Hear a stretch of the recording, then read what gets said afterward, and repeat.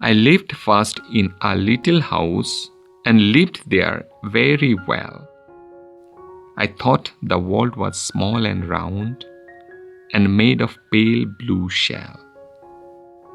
I lived next in a little nest, nor needed any other. I thought the world was made of straw and nestled by my mother. One day I fluttered from my nest to see what I could find. I said the world is made of leaves. I have been very blind.